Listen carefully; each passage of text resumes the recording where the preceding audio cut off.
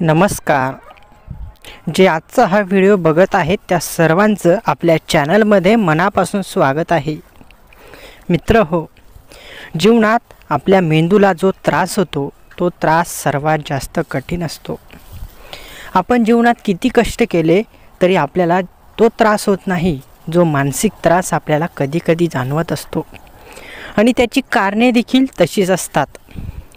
कोणी कधी कधी आपली फसवणूक करतो, कोणी कधी कधी आपल्याशी खोटं वागतो, आपल्या भावनांशी खेळतो, म्हणून तो मानसिक त्रास आपल्याला होत असतो.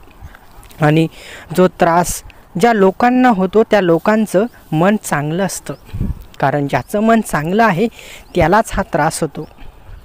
आजचा व्हिडिओ तुमच्या ज्या भावना दुखावल्या गेल्या आहे त्या भावनांशी निगडीत आहे. ज्या गोष्टींनी तुम्हाला त्रास दिला त्या गोष्टींच्या निगडीत आहे. आजपासून तुम्हाला त्रास सहन करण्याची गरज नाही, कारण मी खूप सुंदर व्हिडिओ तुमच्यासाठी घेऊन आलो आहे. तुम्ही आपल्या चॅनलवर नवीन असाल तर लगेच चॅनलला सबस्क्राईब करा.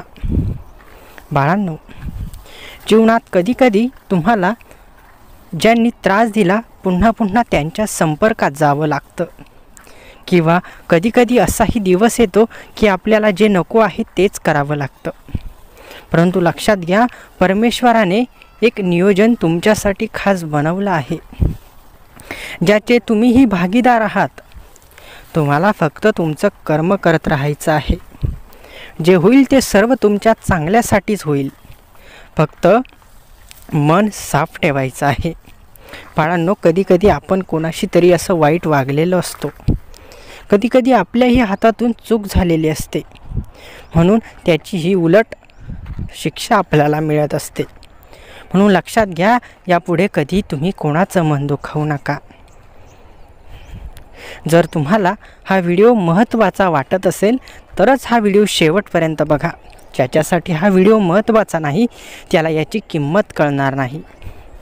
बाळांनो, मनुष्य हा त्याच्या कर्माने ओळखला जातो, ना की त्याच्या पैशाने किंवा ना की त्याच्या समृद्धीने. कर्म चांगलं असेल तर देवही तुमच्यावर प्रसन्न होतात, परंतु कर्म चांगलं नसेल तर आपल्याला या आयुष्यात या जगामध्ये कुठेच जागा नसते. कर्माने तुमची ओळख होत असते आणि कर्मानेच तुमची ओळख झाली पाहिजे. जिथे कधी आपला अपमान होईल तिथे आपण परत कधी जायचं नाही असं मनाशी निश्चय जरूर करा. जे आपल्या भावनांशी खेळले पुन्हा त्यांच्या समोरही जायचं नाही असा निश्चय करा. बाळांनो, आपल्याला जो मानसिक त्रास झाला तो कधीच विसरू नका.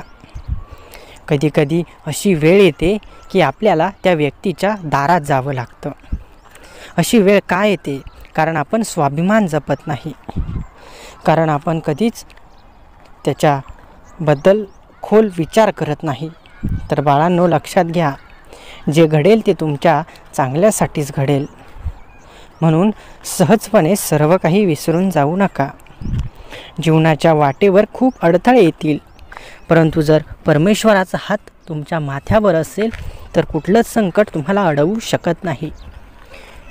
बाळांनो, जीवनात आपल्या कुटुंबाशी प्रामाणिक राहा.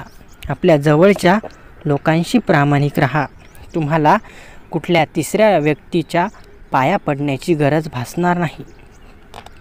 जे मित्र तुमच्यासाठी अर्ध्या रात्री पळत आले अशांना कधीच सोडू नका. अशांबद्दल कधीच वाईट खेळ खेळू नका. ज्या कुटुंबाने तुम्हाला वाईट काळात साथ दिली अशा कुटुंबाशी कधीच वाईट वागू नका. जीवन खूप सुंदर आहे, त्याला आणखी सुंदर बनवा. हा व्हिडिओ शेवटपर्यंत बघा. जे काही आपल्या जीवनात घडत आहे त्याला फक्त आणि फक्त आपलं कर्म जबाबदार आहे. मग काहींच्या आयुष्यात चांगलं घडत आहे आणि काहींच्या आयुष्यात वाईट घडत आहे, त्याला सर्वस्वी ज्याचं त्याचं कर्म जबाबदार आहे.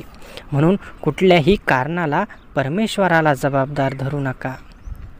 त्यामागे तुमचं कर्म आहे हे नेहमी लक्षात ठेवा.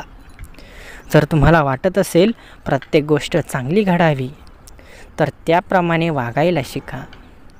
बाळांनो, जीवनात असा एक मित्र नक्की ठेवा जो तुम्हाला सर्व दुनिया विरोधात असली तरी साथ देईल आणि परमेश्वराचा हात जर तुमच्या डोक्यावर असेल तर परमेश्वराच्या रूपात तुमचा मित्रच तुमच्या पाठीशी उभा राहील.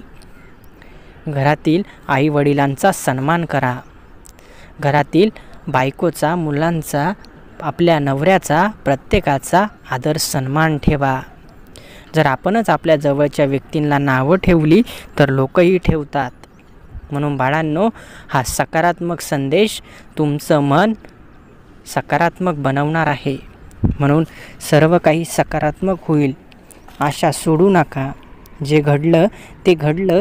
आता येथून पुढे चुकी करू नका. आजचा हा सुंदर संदेश तुमच्यासाठी खूप महत्त्वाचा होता. व्हिडिओ आवडला असेल तर व्हिडिओला लाईक करा आणि असेच सुंदर व्हिडिओ रोज बघण्यासाठी आपल्या चॅनलला सबस्क्राईब करून ठेवा. धन्यवाद.